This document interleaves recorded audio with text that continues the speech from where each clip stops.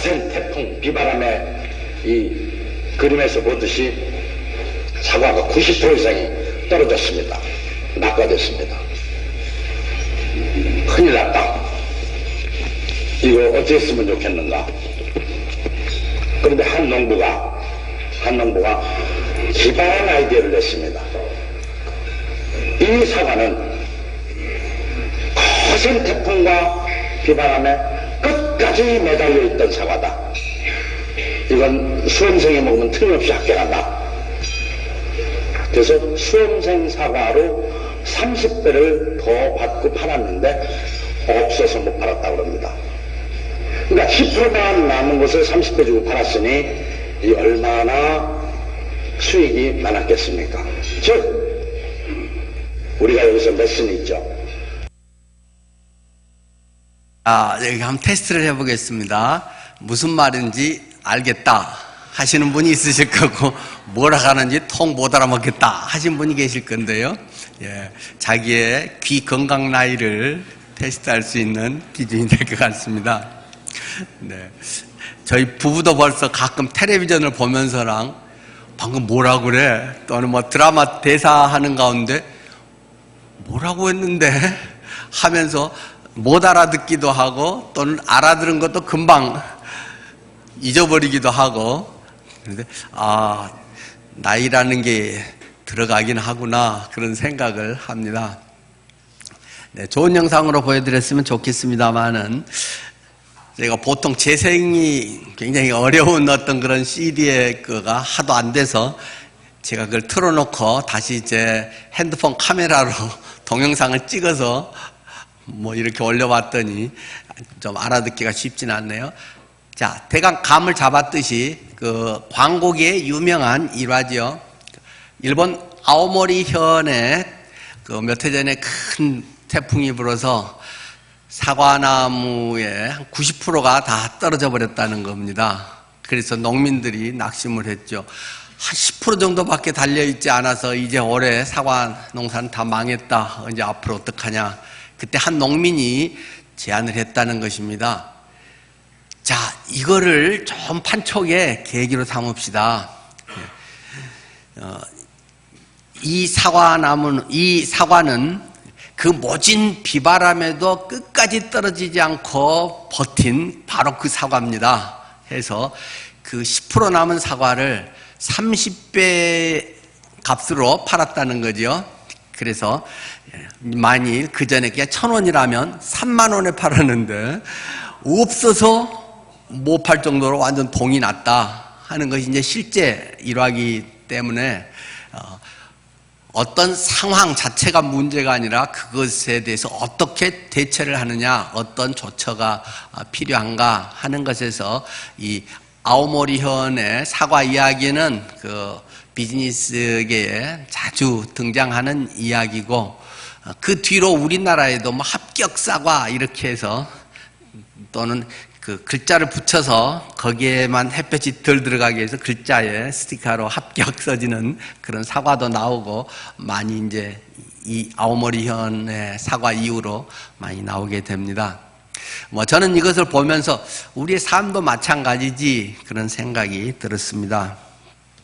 자, 오늘 저는 시련과 유혹에 대해 말씀을 드리려고 합니다. 오늘 성경 본문의 말씀은 우리가 지금 이제 11월 추수감사주일의 암송 본문으로 여기고 있는 야고보서 1장 2절부터 4절 그리고 12절부터 18절 말씀을 우리가 보겠습니다. 신약성경 371쪽 야고보서 1장 2절 말씀부터입니다. 예수님의 친동생이었던 야고보가 썼다고 여겨지는 이 야고보서 말씀입니다. 내 형제들아, 너희가 여러 가지 시험을 당하거든 온전히 기쁘게 여기라. 이는 너희 믿음의 시련이 인내를 만들어내는 줄 너희가 알미라. 인내를 온전히 이루라. 이는 너희로 온전하고 구비하여 조금도 부족함이 없게 하려 함이라. 건너뛰어서 12절부터 18절입니다. 시험을 참는 자는 복이 있나니 이는 시련을 견디어낸 자가 주께서 자기를 사랑하는 자들에게 약속하신 생명의 면류관을 얻을 것이기 때문이라. 사람이 시험을 받을 때 내가 하나님께 시험을 받는다 하지 말지니 하나님은 악에게 시험을 받지도 아니하시고 친히 아무도 시험하지 아니하시느니라. 오직 각 사람이 시험을 받는 것은 자기 욕심에 끌려 미혹됨이니 욕심이 잉태한즉 죄를 낳고 죄가 장성한즉 사망을 낳느니라. 내 사랑하는 형제들아 속지 말라. 온갖 좋은 은사와 온전한 선물이 다 위로부터 빛들의 아버지께로부터 내려오나니 그는 변함도 없으시고 회전하는 그림자도 없으시니라. 그가 그 피조물 중에 우리로 한 첫 열매가 되게 하시려고 자기의 뜻을 따라 진리의 말씀으로 우리를 낳으셨느니라. 아멘. 자, 1장 2절 말씀에 우리에게 이렇게 말씀합니다. 내 형제들아 너희가 여러 가지 시험을 당하거든 온전히 기쁘게 여기라고 말씀합니다. 시험은 무엇이겠습니까? 시험은 일단 골치 아픈 것입니다. 고통스러운 것입니다. 피하고 싶은 것입니다. 어떤 사람도 시험 자체를 좋아하지는 않습니다. 왜냐하면 그것에 대해서 겪어야 될, 준비해야 될 과정, 그리고 그 순간순간들이 너무 힘들기 때문이죠. 우리를 힘들게 하는 그러한 일들이 그것을 불행이나 재난으로 여기지 말고 오늘 본문에 의하면 기쁘게 받아들여라. 시험은 우리의 합격 여부를 판가름하게 하는 것이다. 커트라인 넘냐 못하냐, 또는 내가 몇 점이나 되느냐. 나는 공부 잘한다고 생각하는데 시험 봐보니까 별로 실력이 없네 일 수도 있고, 나는 자신 없어 하는데 또 오히려 시험 보니까 나도 실력이 꽤 있네 알 수도 있는 거죠. 하나님께서는 우리의 삶에 이러한 시련들을 통해서, 때로는 시험을 테스트를 통해서 우리의 삶에 그러한 것들을 깨닫게 하시는 때가 종종 있으시다는 것입니다. 때로는 허락하실 때가 있다는 것입니다. 여러 가지 시험을 만나거든 온전히 기쁘게 여기라 하는 것에, 시험에는 오늘 본문에 의하면 여러 가지가 있다라는 것입니다. 또는 다양한 색깔의 그런 뜻도 되겠죠. 내 형제들아 너희가 여러 가지 시험을 당하거든. 마치 시험은 카멜레온처럼 우리에게 다가온다는 것입니다. 주변 상황에 따라서 보색을 자주 바꾸는 이 카멜레온. 그래서 다양하게 수시로 우리에게 닥쳐오는 것이 시험이다 라고 말합니다. 마귀는 우리보다 되게 똑똑하기 때문에 우리의 약점을 잘 압니다. 저 사람이 뭘 잘하고 뭐에 약하고 이런 것을 내 자신보다도 더 잘 아는 것이죠. 그래서 우리의 약점을 최대한 활용해서 공격을 합니다. 우리 전쟁에서도 마찬가지 아니겠어요? 어느 지역은 무슨 정예부대가 주둔을 하고 있어서 그쪽으로 공격을 하면 어렵다. 그러나 뒤에 저 산악지대는 흔히 방심하게 돼서 그쪽 침투를 하면 훨씬 쉽게 또 성을 공략할 수 있다. 이런 내용들, 4월 이런 전쟁에서도 많이 나오죠. 그런 것처럼 사탄은 나에 대해서 나보다 더 잘 알기 때문에 이 사람은 돈 문제에서는 강한데 자꾸 추워주면 잘 넘어가는 인기, 명예에는 약하다. 이런 사람도 있고, 어떤 사람은 이 사람은 어떤 명예 또는 그런 것에서는 강한데 어떤 권력이라든가 힘쓰는 이런 것에 한 자리 차지하는 것은 또 약하다. 또 여자에 약하다. 때로는 어떤 학벌에 그것에만 하면 기가 죽는다. 또는 그것에 어떻게 한다. 이런 사람들마다 다 그런 강점도 있고 약점도 있는데, 모든 사람은 완벽한 사람이 없고 모든 사람은 우월감을 가질 수 있는 조건도 있지만 열등감 가질 수 있는 조건도 누구나 갖고 있기 때문에 사탄은 그걸 잘 알아서 그걸 꼭 찍어서 공격을 한다는 것입니다. 또 다양한 방법으로 가장 알맞은 때에 공격을 한다는 것입니다. 아마 사업도 마찬가지고 우리 대부분의 일에서도 이 타임이 중요하잖아요. 뭐 주식을 하는데 언제 치고 빠지냐, 언제 이거 집을 사고 안 하느냐, 꼭 뭐 나쁘고 좋고를 떠나서도 꼭 필요할 때, 적절한 때 딱 뭔가를 하는 것은 때로는 지혜이기도 하고 그런 것이 굉장히 중요한 거죠. 똑같이 공부를 해도 어느 효과적으로 어느 딱 중요한 때 공부를 열심히 잘하는 것이 좋을 때가 있고, 또 공부해도 별 도움이 안 될 때도 있고 그러잖아요. 젊어서 할 수 있으면 공부를 하고 열심히 해서 하면 뭐 어디 취직에서 도움이 될 수도 있고, 또는 기억력 좋고 시력 좋을 때 왕성하게 그것을 해서 내게 잘 이렇게 정리가 되고 축적될 수도 있고. 근데 은퇴하고 시간이 이제 나서 뭐 이제 책 봐야지, 뭐 공부해야지 하는데 시력이 시원찮아서 책도 이랬다 저랬다 막 초점 맞추는데 하게 되고, 조금 보고 나면 앞에 뭐 했는지 잊어먹고, 또 뭐 써먹을 일도 별로 없고, 그래서 막 80대 읽어도 별로 도움이 안 될 때도 있죠. 물론 그것은 뭐 꼭 유용성을 떠나서도, 김영석 교수 뭐 100년을 살아보니 그 책에도 자주 그런 얘기 나오던데요. 또 나름대로의 다른 것도 있지만 젊었을 때 많이 해놓으면 그것이 밑거름이 돼서 여러 가지 통섭적으로 여러 가지가 연계돼서 다양한 것을 다지고 또 유익을 가져올 수 있는 기회가 훨씬 값지지 않겠어요? 돈도 마찬가지고 시간도 마찬가지고 어떤 때가 있다. 잠언 3장의 이야기처럼 범사의 모든 것은 다 때가 있다라고 이야기하듯이 이런 타임이라고 하는 건 굉장히 중요한 것이죠.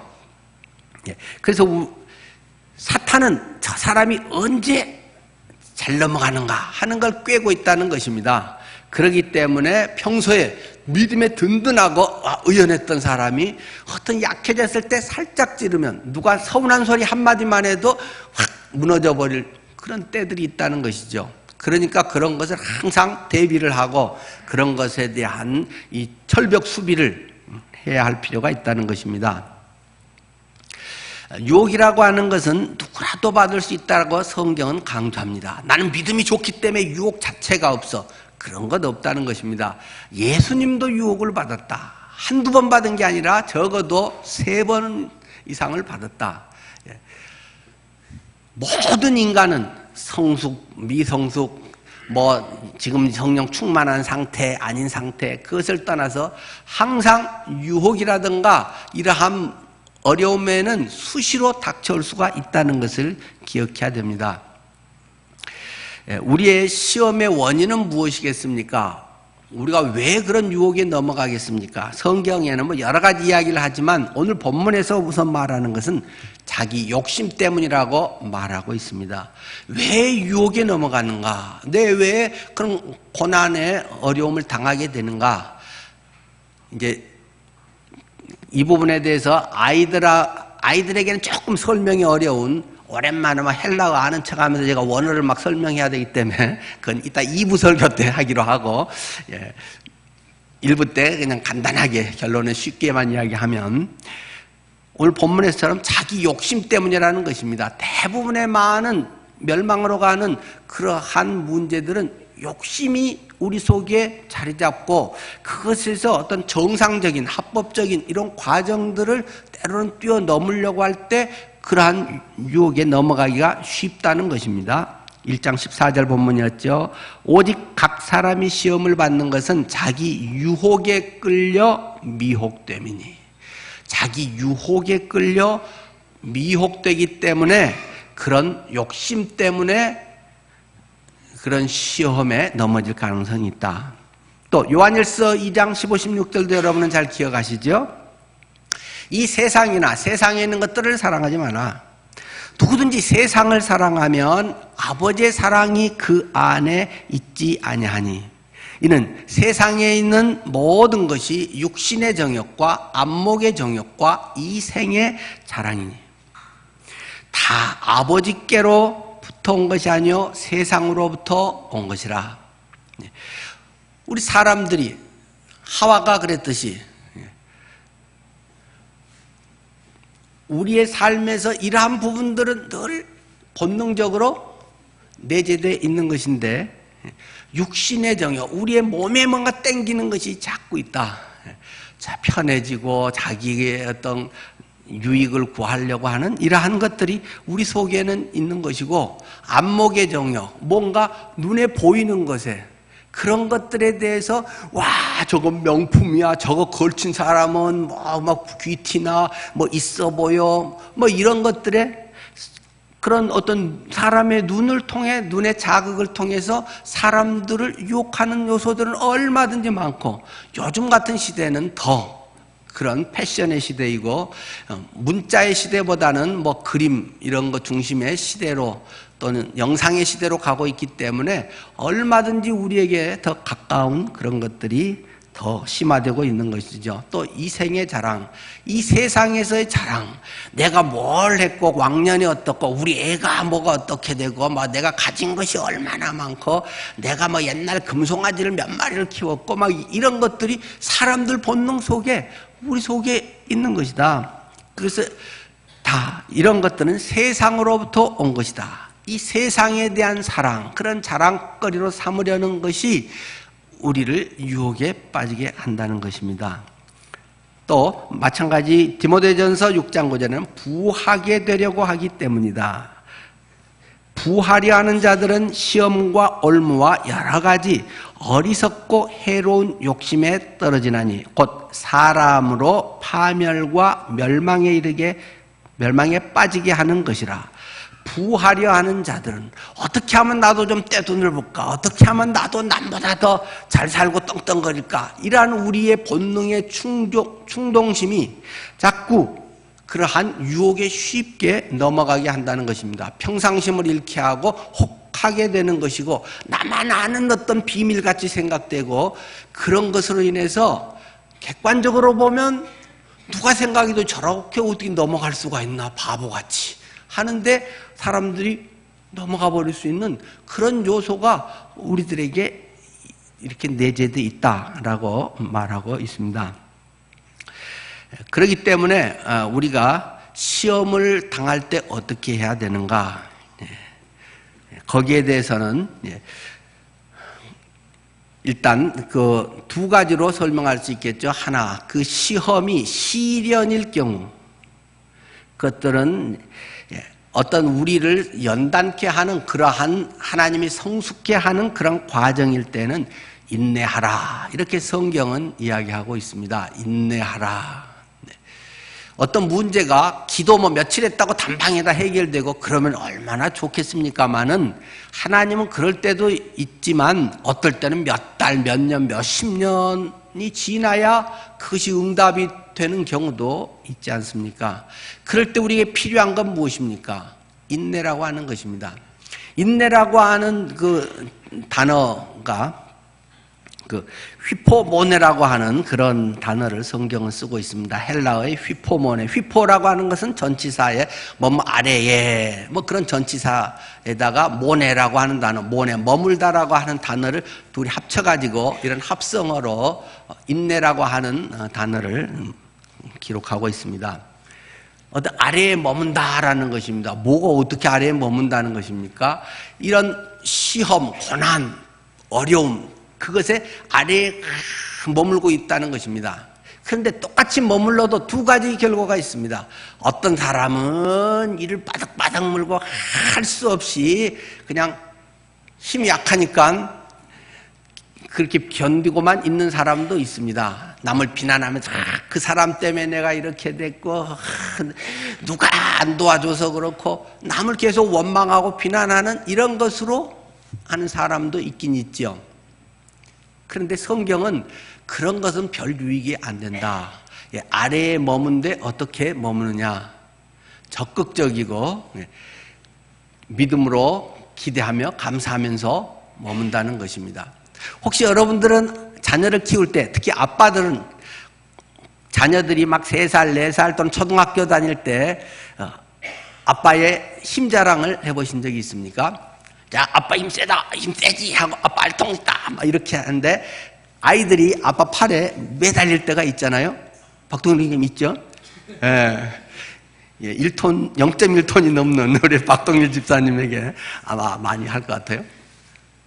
그래서 알통 아빠 힘 세다 어디 하면서 애들이 이렇게 깍지를 끼고 매달립니다. 그리고 발을 들어서 온몸을 실어서 이렇게 매달립니다. 그때 아빠는 하면서 아빠 버티지, 아빠가 잘하지, 아빠가 안 무너지지 하고 막 이야기를 하죠. 그러면서 내가 왜 이 자식들을 나 가지고 고생을 하는가 그러진 않잖아요. 위에서 아래로 막 자꾸 누른다는 것입니다. 그것을 버티고 있으면서 봐라 아빠 힘 세잖아, 아빠가 가장이야. 그럼 가정이 행복하고 즐거운 일이 됩니다.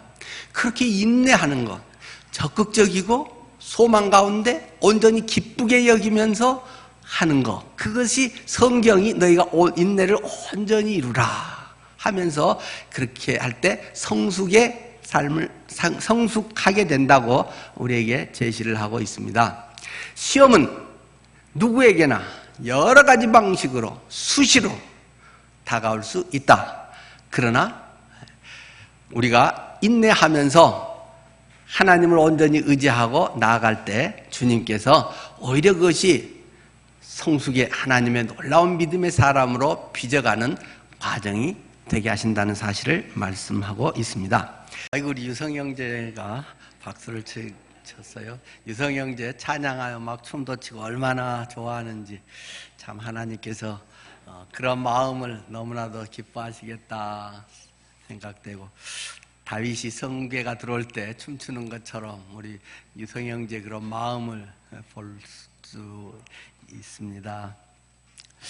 저는 아까 우리 시험에 때로는 유혹에 그런 원인들이 자기 욕심 때문에, 때로는 세상에 대한 사랑 때문에, 때로는 부하게 되려고 하기 때문에 그런 것들에 빠지기 쉽다라는 말씀을 드렸습니다. 이제 나이가 조금씩 들어가면서 어르신들은 이해하십시오. 네. 벌써 이제 환갑이라는 이런 나이에 그 인생에 그 친구를 사귀고 어떤 관계를 맺는 것에 대한 조심스러운 마음이 많이 듭니다. 어떤 관계를 잘못 맺으면 그래도 지금까지 괜찮게 다져놨던 것이 한순간에 망가질 수도 있고 또 이용당할 수도 있고 추한 모습으로 퇴장을 할 수도 있겠다, 그런 생각이 듭니다. 제가 50대에 그 신문에 장관할 나이인데 뭐 이런 제목의 글을 제가 쓴 적이 있습니다. 근데 요즘은 이제 제 마음에 계속 드는 것이 이제 대통령 할 나이인데 그런 생각이 많이 듭니다. 박근혜 대통령이 61세 대통령이 되셨고 문재인 대통령도 64세에 대통령이 되셨는데, 내가 이 나이면 지금 이제 대통령을 할 수도 있는 그러한 역량, 그런 마음가짐, 그런 어떤 가치관, 삶의 자세가 돼야 하지 않을까, 그런 생각을 자주 합니다. 그래서 어디서 뭘 받는 것에 대해서도 상당히 조심하게 됩니다. 누가 갑자기 제게 큰 걸 줬다. 혹시 그러면 어떡하지? 물론 그런 일이 없겠죠. 만약에 누가 제게 좋은 차를 선물을 한다고 하면 어떨까요? 여기서 뭔 차가 좋은가요? 벤츠, 뭐 하여튼 렉서스, 일본 차는 빼고 그러면 뭐 다른 거 뭐 BMW, 예, 롤스로이스 뭐라도 딱 제게 선물을 했다고 하면, 와, 집사님 고맙습니다. 목사님, 제가 기도하면서 목사님 14년 된 차를 바꿔드려야 되겠다고 작정을 했습니다. 뭐 이렇게 해서 딱 만약에 그걸 선물한다면 너무 고맙습니다. 이러고 받으면 될까요? 안 될까요? 안 돼요. 아마 김영란법에 걸릴 것 같아요. 아마 직무상 청탁 뭐 이런 것에 해당되는지 안 되는지 모르겠지만, 나이가 들수록 자기 분수에 맞는, 주제에 맞는 것을 받든 어떻든 해야지 그런 거 받으면 코 깨기 쉽다. 그것이 제가 늘 생각하고 있는 바입니다. 만약에 그런 분이 제게 뭐 1억짜리 차, 막 5천만 원짜리 차 이런 걸 딱 사주고, 목사님 교회가 요즘 이런데 뭐 이러면 좋겠어요 뭐 하면 제가 그런 말을 무시하기가 쉽겠습니까? 안 쉽겠습니까? 뭐 좋으면 뭐든 받아들여야겠지만, 조금 제 평소에 또는 소신과 또는 신앙적인 기준에서 아닌 것 같은데도 만약에 그런 사람이 늘 맛있는 거 사주고 막 선물도 많이 하고 막 몇 천만 원짜리 하면 제 마음이 흔들릴 수가 있겠죠. 안 받아봐서 모르지만 아마 저 같은 사람은 충분히 그럴 가능성이 있는 사람이라고 저는 생각합니다. 그래서 혹시 누가 과분한 것을 주면 이거 받고 뒤에 뭔 요구가 있다든지 나를 어디에 뭐 그런데 끌어들여서 같이 뭐 하는데 이용하는 건 아닐까? 뭐 그런 생각을 해보게 되고, 물론 뭐 준 사람 없습니다. 네. 그런 것에 대해서 미리부터 안 받아야지 그런 생각을 하고 있습니다. 생각해 보십시오. 제가 대통령 할 나이인데 누가 뭐 좀 줬다고 막 그것 때문에 막 우와 하나님이 이렇게 인도하셔서 이런 거를 저분을 통해서 주셨네요. 그렇게 쪼잔하게 살면 될까요?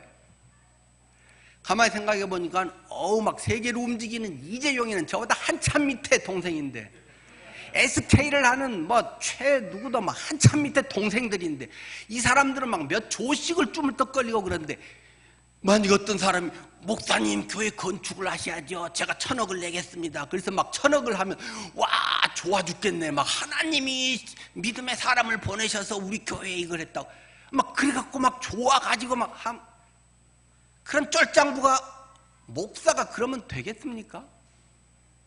뭐 몇 억 몇 천억 요런 거 갖고 와 하고 막 빨리 목사하지 말고 내려가서 장사를 하든지 딴 걸 해야지. 적어도 내가 하나님의 종인데, 적어도 영혼을 생각하는 사람인데, 우리는 하나님의 자녀요 하나님의 손 안에 있고 하나님의 영생을 바라보고 보장받고 경험하고 사는 사람인데, 어떤 뭐 그 정도 갖고 대통령할 나이인데 이 나라의 전체를 살펴보고 세계의 흐름을 느끼고 그 속에서 무언가가 정말 값진 것인가, 이 민족을 위해서 해야 될 게 뭔가, 하나님의 나라가 어떻게 이루어져야 되는가, 이런 것을 가슴에 품고 하는데, 뭐 그거 뭐 몇백만 원, 몇천만 원, 뭐 몇십억 요거 어떤 그런 것에 때로는 뭐 어떤 뭐 장관을 시켜준다 그러면 와 내가 장관이 됐어 뭐 이렇게 시시하게 살아서 되겠는가? 이제 누가 시켜주든 말든 하는데 제 속에는 그렇게 생각하면서 늘 살고 있습니다. 20대 때부터는 웬일로 저는 정명훈이가 마음에 꽂혀가지고, 야 정명훈 지휘자가 저보다 한 2살 많은가요? 근데 야 정명훈이는 세계에 나가서 막 지휘자로 이런데, 김효연이 너 어떻게 살 거야? 저는 20대부터 늘 웬일인지 음악도 못하면서 정명훈이를 생각하면서, 야 요 정도 갖고 정명훈이가 막 이렇게 하고 막 폼되고 하지 않을 거야, 뭐 그런 생각을 늘 했습니다. 여러분은 어떠십니까? 그리스도인의 가치관, 그리스도인의 기준,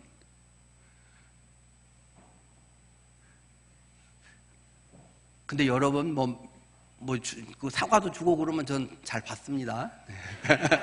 너무 딱 끊지는 마시고, 김영란법에 저촉되지 않은 한에서는 제가 그래도 그거 받아갖고 막 그분 말을 거절을 못한다거나, 뭐 받았기 때문에 소신껏 내가 목회를 못하거나 그러지 않을 범위에는 감사합니다 하고 받고 힘이 나고 그럴 때 보람을 느끼죠.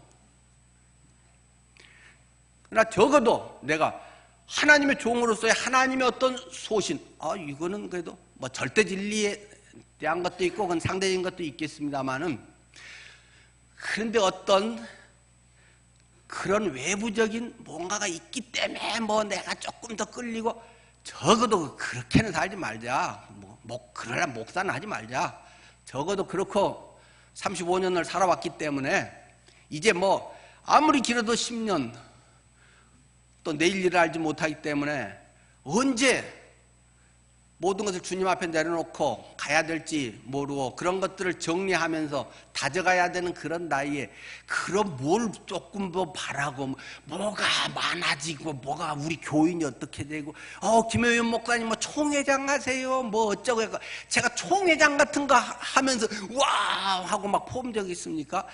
내가 뭐 10만 명 명성교회 담임 목사로 간다고 해서 막 와 하고 막 제가 막 기분이 우쭐하겠습니까? 하나님 앞에 그런 건 아무것도 아니라는 사실을 우리는 모두 잘 알고 있습니다.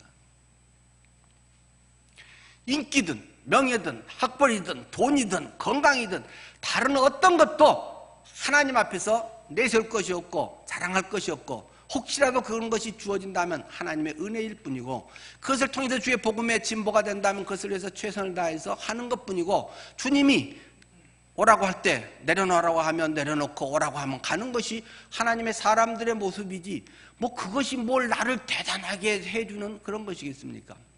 우리가 어떤 외적인 그런 것 때문에 내가 재산이 몇십억이 돼 몇백억이 돼 어쩌고 뭐 이런 것에 폼되고 그래서 평생 나는 내 하고 싶은 거 다 하고 살 거야. 하나님이 주인이고 하나님이 나를 이끌고 하나님의 허락하심이 없으면 나는 오늘 밥 한 숟갈도 이 손으로 여기서 들어서 여기서 여기로 옮길 수 없는 존재라는 사실을 기억하지 않고 그런 것을 의지해서 나는 평생 먹고 살 거는 됐어 이러고 산다면 그걸 어떻게 그리스도인이라고 할 수 있겠습니까? 누가 주인인가? 누가 정말 내 인생의 주인인가 하는 것에 대한 대답이 하나님의 늘 보호 울타리 안에서만 내 원하는 것이 잘 되는 거 그런 것은 결코 아닐 것입니다. 자꾸 나의 뭐 어떤 것을 추구하고 있기 때문에 그런 시험에 덜컥 낚시에 미끼에 꼴딱 걸려가지고 아니면 코 끼어가지고 평생의 옛날의 소신의 그런 사람들이 그냥 추한 모습으로 퇴장하게 되는 것을 많이 보게 된다는 것입니다. 오늘 성경 본문의 내용 우리가 1장, 2장 이번 추수감사주일 암송을 하겠습니다마는 뭐 쉬우면서도 조금 어려운 데가 있죠. 이 1장을 외우시면서 여러분들이 조금 헷갈린다 그런 거 있지 않나요? 뭐가 헷갈리는 건가요? 이런 점이죠. 1장 2절에 너희가 여러 가지 시험을 당하거든 온전히 기쁘게 여기라. 또 12절에는 시험을 참는 자는 복이 있나니 라고 이렇게 시험에 대해서 상당히 긍정적인 측면의 이야기를 하면서 바로 이어지는 13절에서는 사람이 시험을 받을 때에 내가 하나님께 시험을 받는다 하지 말지니 시험을 받을 때 내가 하나님께 시험 받는다 그런 소리 하지 말아라. 앞에서는 여러 가지 시험을 당하거든 온전히 기쁘게 여기라. 시험을 참는 자는 복이 있다. 이게 뭔 소리야? 조금 헷갈리죠. 전 잘 안 쓰지만 헬라어 단어를 억지로라도 좀 써야 될 것 같아요. 뭐 여기 어형 변화가 많이 이제 다 뭐 성수 격에 따라서 있습니다만은 기본 영어로만 이야기하면 이 페이라조라고 하는 단어를 동일하게 쓰고 있다는 것입니다.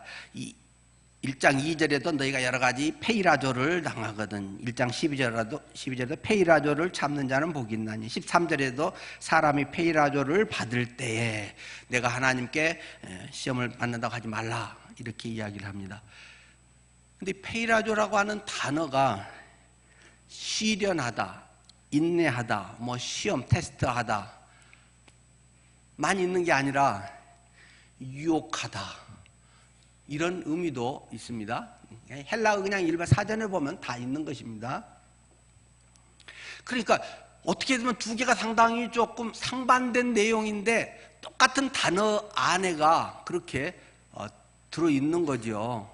그러니까 그것을 어떻게 이것을 해석해야 되는가 하는 것은 그 성경 해석에서 상당히 중요한 부분이고 그래서 단어에 매이지 말고 단어를 연구를 하되 문맥에 의해서 성경은 해석되어야 된다 하는 점을 꼭 기억을 하면서 성경을 봐야 한다는 것입니다. 위에서 무슨 말을 하려고 하는지 흐름을 타고 봐야 되는 거지. 한 구절을 딱 떼고 또는 한 단어만 딱 분석하고 이렇게 하면 잘못하면 엉뚱한 해석이 될 가능성이 많이 있는 것이죠. 그래서 우리 성경에 보면 둘 다, 그러니까 앞에 2절, 12절은 영어식으로 굳이 하면 테스트, 뭐 이런 뜻인데, 시험 테스트를 한다. 시험 보고, 야, 너 공부 열심히 했지? 얼마나 아나 보자 하고 테스트를 하는, 판가름하게 하는 시험이기도 하고. 근데 13절에 보면 이것은 이제 영어식으로 굳이 하면 유혹, temptation, 유혹하는 것. 사람이 유혹을 받을 때 내가 하나님께 유혹을 받는다고 그따위 소리 하지 마라 하고 13절은 얘기하는 거거든요. 바로 앞절 12절은 테스트를 참는 자는 복이 있다. 그러니까 헬라어 한 단어 속에서 이런 뜻도 있고 저런 뜻도 동시에 있는데 이것이 거의 상반된 내용이 있다 보니까 우리가 해석을 하기 어렵죠. 그래서 우리 개역 성경이 어떤 뭐 상당히 번역이 잘못됐다 이런 분도 있는데 그거는 굉장히 잘 모르는 이야기고, 사실은 이게 더 아마 제가 볼 때는 원문에 가까운 번역이라고 할 수 있겠죠. 앞에서도 똑같이 시험이라고 번역하고 뒤에서도 시험이라고 번역을 하는데, 이제 의역식으로 간다면 앞에는 테스트나 뭐 트라이얼 이렇게 이제 시련으로 번역을 해야 할 것이고, 뒤에는 템테이션, 유혹이라고 이제 번역을 해주면 우리가 이해하기는 쉬운데, 어쨌든 헬라어 본 자체는 이거나 저거나 똑같은 단어, 헬라어 자체는 같은 단어라 이 말입니다. 그러니까 우리 성경에는 똑같이 이걸 다 시험이라고 번역을 해서 원칙상은 이게 잘된 번역이고 맞는 번역이다 하는 라고 말씀을 드립니다. 우리 한국말에도 그런 거 있잖아요. 우리 시험 본다 라는 말고 시험 들었다. 그 똑같은 시험인데, 야 오늘 시험 봤어 하는 것과 시험 들었어 누구 집사 때문에 뭐 이렇게 말하는 것은 의미가 상당히 틀리죠. 그러나 단어 자체는 똑같은 단어인데 거기에 앞뒤에 어떻게 붙여지냐에 따라서 의미가 상당히 달라진다 하는 것을 지금 말씀드리는 것입니다. 하나의 사건이 외적으로는 시험, 어떤 때로는 테스팅과 동시에 안으로 들어오면 그것이 또 유혹이 될 수 있는 거죠. 똑같은 어떤 객관적인 사건이 누구에게는 1,000만 원을 줬다. 그럼 와 감사합니다. 하나님 감사합니다. 제 필요를 아시고 주셨네요. 하지만 1,000만 원이 들어왔어. 로또가 당첨됐어. 하고 그냥 평소 하고 싶던 거 하고 뭐 어떤 짓 하고 그냥 그렇게 하다가 이혼하고 뭐 홀딱 다 몇십억을 날려먹은 사람도 있고, 똑같은 어떤 하나가 우리에게 주어지지만 내 내면에 의해서 그것이 때로는 유혹으로 망하게 할 수도 있는 것이죠. 하나님께서는 여러 가지 시련을 우리에게 시험으로 주시지만 마귀는 우리를 유혹해서 넘어지도록 시험거리로 우리에게 다가오기도 한다는 것입니다. 시험을 우리가 믿음으로 받아들이면 믿음을 굳세게 해주는 은혜의 시련과 연단이 되기도 하지만, 욕심이나 정욕으로 받아들이면 멸망시키는 유혹과 걸림돌이 된다는 것입니다. 그래서 하나님의 이 테스트, 그런 것은 믿음의 시련을, 여기서 이제 시련이라고 하는 것은 여기서 헬라어로 굳이 하면 도끼마조라고 하는 그런 단어를 쓰는데, 그것은 믿음의 시련을, 믿음에 이렇게 자꾸 이제 통해서 연단되는, 다져지는 그런 것을 이야기하는 것이죠. 이제 그 단어는 우리 시련이라고 계속 번역을 이제 하는 것이 맞는 것이고, 우리 3절에서도 그렇게 이는 너희 믿음의 시련이 도끼마조가 인내를 만들어내는 줄 너희가 알미라 하면서 우리에게 말하고 있는 거죠. 어쨌든 시험이라고 하는 단어가 우리 한글로는 또는 뭐 헬라어 자체로도 이런 뜻으로도 시험 테스트라는 뜻 또는 시련의 트라이얼이라는 뜻도 있으면서 동시에 유혹이라는 뜻도 같이 있기 때문에 우리가 외우면서나 이해하면서 이게 뭔 말이야, 하나님은 사람을 시험하지 않는다, 앞에는 시험을 온전히 기뻐하라, 이런 것들에 대한 걸 오해 안 하고 암송을 하셨으면 좋겠습니다. 우리가 시험을 받는 자세는 성경에는 온전히 인내하고 기쁘게 여기라, 온전히 기쁘게 여기라, 인내하라 하고 이야기합니다. 우리가 시험을 당하거든, 시험은 때때로 질병이라든지 재난이라든지 시련이라든지 또 갑자기 강도를 만났다든지, 우리는 멀쩡하게 자리는데 밑에 집에 부부싸움을 해갖고 불을 질러갖고 우리 집까지 홀랑 타버렸다든지, 우리 현실 사회에서는 뜻하지 않은, 나는 멀쩡한데 그냥 좀 정신 이상 그 사람이 불 질러갖고 막 나오는 사람 계단에서 막 이렇게 죽여가지고 엉뚱하게 죽음을 당하는 이런 현실들이 우리들 속에 있을 수 있다는 것입니다. 언제나 어디서든지 누구라도 마주칠 수 있는 그러한 사건들이죠. 그러나 성경은 하나님의 테스트에 대해서는 너희가 그것을 기쁘게 여기면서 온전히 성숙의 발판으로 삼으라고 말씀을 하고 있습니다.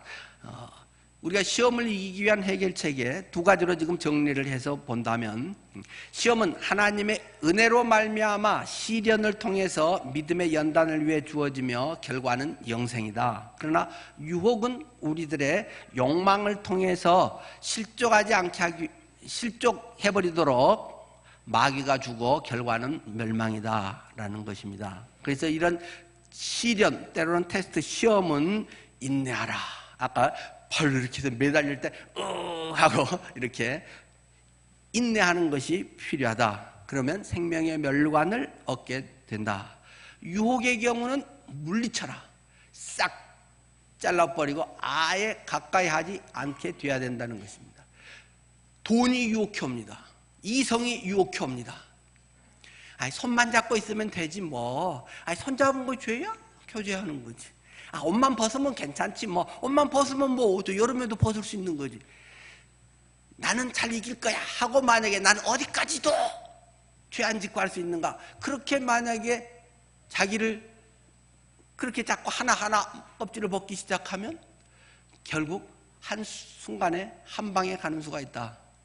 유혹은 아예 그렇게 손도 잡지 말고 아예 겉옷도 벗지 말고 안 됩니다. 다른 일에서 가야 되겠습니다. 뒤에서 이 바보 같은 자식아, 저거 바보가 되는 게 낫지 그런 유혹에 넘어가면 안 되는 것입니다. 아예 그런 자리를 마련하지 않도록 하는 것이 더 똑똑한 것이고, 그런 자리가 있으면 무슨 소리를 듣든 뭐 비겁하고 창피하고 남자도 아니고 뭐 그런 소리 들어도 그냥 떨치고 나와버리는 것이, 물리쳐라. 그런 유혹에 대해서는 돈다발을 받아놓고 뭐 기도해보지요. 그런 쓸데없는 생각하지 말고, 개아식 같은 뭐 그런 사람이라든가 뭐 그 다음에 하나님의 다른 뜻이 있나 보고, 그러한 쓸데없는 자기 합리화하지 말고, 당신이 왜 내게 차를 사줍니까? 나는 교회에서 사례비 받는데. 나는 먹고 살고 잠잘 집이 있으면 내 인생에 그거면 족한 줄 아는 것이고, 하나님이 여러 가지로 또 그렇게 공급해 주신 것은 그거면 족한 거지. 내 일생에 뭘 떼부자가 된다고, 내가 무슨 재벌이 되고 뭘 더 맛있는 거 먹어봐야 뭐 얼마나 잘 먹겠다고, 돈을 써봐야 뭐 얼마나 잘 쓴다고 내가 이런 걸 받습니까? 딴 사람 주세요. 단호하게 미리 딱 준비하고 있다가 팍 끊어버려야 된다는 것입니다. 그리스도인들이 자칫 잘못하게 기도해보고요. 무슨 기도를 해봐요. 평소에 얼마나 기도를 안 했으면 그런 게 온 다음에 기도를 하냔 말입니다. 기도가 딱 준비된 사람은 뭐 할 때 이거 아니지 아닙니다. 딱 그 순간에 그냥 1초 안에 결단이 나야지, 무슨 뭐 하루씩이나 기도를 하고. 기도 안 한 사람들입니다. 늘 하나님 앞에 내가 바로 서는데 부끄러움이 없는가, 하나님 앞에 주님을 맞이할 그런 자세가 되어 있는가. 물론 못할 때도 있긴 하겠지만 그런 자세로 늘 모든 것을 하고, 내 거 아니면 욕심내지 말고 배아파하지 말고, 하나님은 나는 나에 맞는 분량을 주신 것이고, 하나님의 은혜 가운데 합법적으로 정직하게 또 수고에 땀 흘려 본 것들을 누리면서, 또 거기서 누군가가 베풀어 나누어 줄 수 있으면 또 할 수 있는 대로 오른손이 하는 일을 왼손이 모르게 또 베풀어 주는 것이고, 어떤 단체가 그렇게 있으면 정 그렇게 주고 싶으면 교회에다가 헌금하세요. 그래서 교회 공적 헌금으로 딱 받아서 교회가 운영위원회 재직회가 기도하면서 어떤 일을 하면 되는 것이고, 자꾸 꺾일 수 있는 사람의 개인적인 무언가의 이 욕망, 추구, 명예 이런 것들이 자꾸 되지 않도록 할 수 있는 대로 미리미리 그런 갑옷을 딱 입고 준비를 해야 하는 것입니다. 자, 결론적으로 하나님께 나아감으로써 우리가 그런 것에서 이게 되는 것이죠. 17절, 온갖 좋은 은사와 온전한 선물이 다 위로부터 빛들의 아버지께로부터 내려오나니 그는 변함도 없으시고 회전하는 그림자도 없으시니라. 그가 그 피조물 중에 우리로 한 첫 열매가 되게 하시려고 자기의 뜻을 따라 진리의 말씀으로 우리를 낳으셨느니라.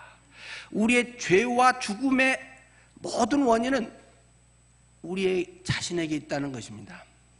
우리의 욕망 충족이 있다는 것입니다. 예수 그리스도가 십자가에 못 박혀 죽었다. 그것은 단순히 우리의 모든 죄 문제만 해결하는 것이 아니라 갈라디아서 5장 24절 말씀처럼 그리스도 예수의 사람들은 육체와 함께 그 정욕과 탐심을 십자가에 못 박았느니라.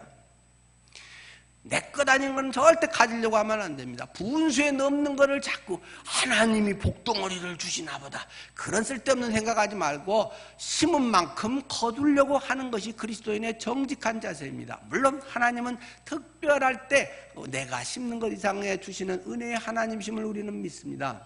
그러나 이것이 나의 정직하게 기도해 보면 욕망이나 내가 합당하지 않은 뭔가 마음에 캥기는 게 있는가, 내 영의 맑은 영으로 하나님 앞에 기도할 때, 하나님의 말씀을 기준으로 기도할 때 내 마음에 뭔가 좀 찔린 것이 있으면 아예 손을 안 댈 수 있도록 늘 그러한 삶을 갖추며 살아야 한다는 것입니다.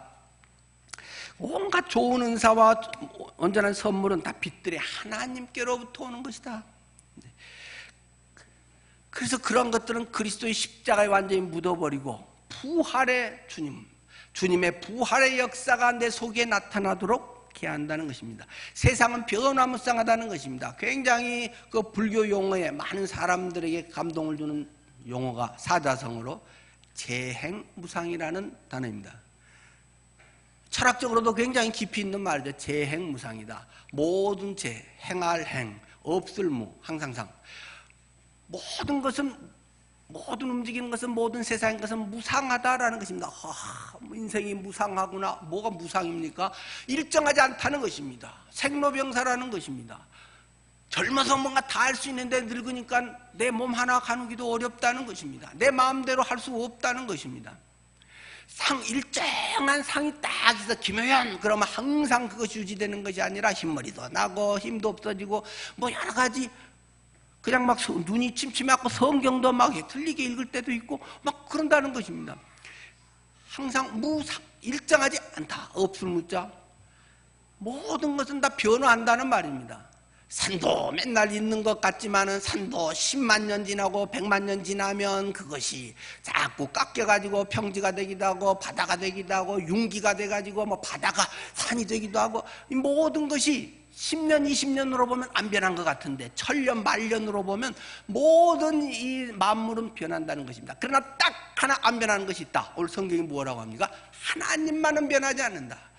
모든 세상의 철학과 모든 종교적 가치관은 재행무상이라고 이야기를 하지만 하나님은 회전하는 그림자조차 없는 분이야. 하나님의 약속은 영원토록 변함이 없다.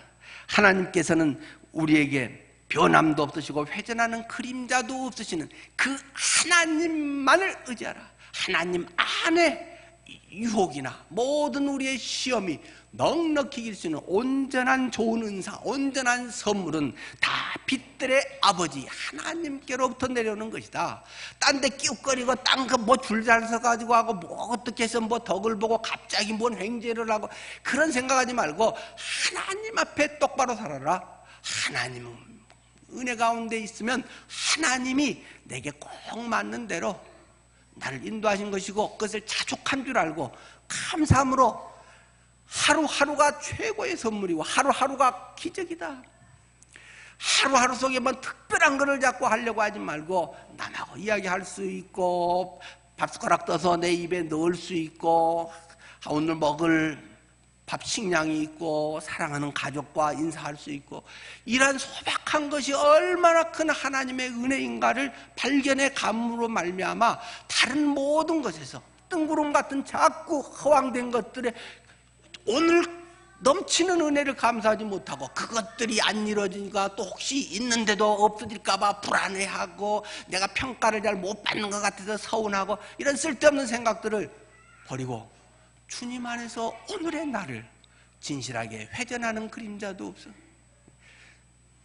변함없으신 그분 안에 나의 인생을 살아가라는 것을 말씀하고 있습니다. 그렇기 때문에 시험을 당할지라도 오히려 기뻐하고 성숙의 밑거름으로 승리의 삶을 살아가는 저희를 주님께서 원하신다는 것입니다. 그런 삶이 나의 평생의 신앙의 고백이 되기를 바랍니다. 나는 대통령 할 나이입니다. 여러분은 장관 할 나이, 대통령 은퇴까지도 할 나이시고 얼마든지 이 세상에서 그룹 회장도 벌써 하고 남은 나이를 살아가고 계신 분 많지 않습니까? 네. 어떤 그런 것에 연연해서 그 세상적인 것에 너무 휘둘리지 말고 그러나 오늘을 진실하고 성실하고 하나님의 영광을 드러내는 그런 삶 얼마나 복된 삶일까요? 기도하겠습니다.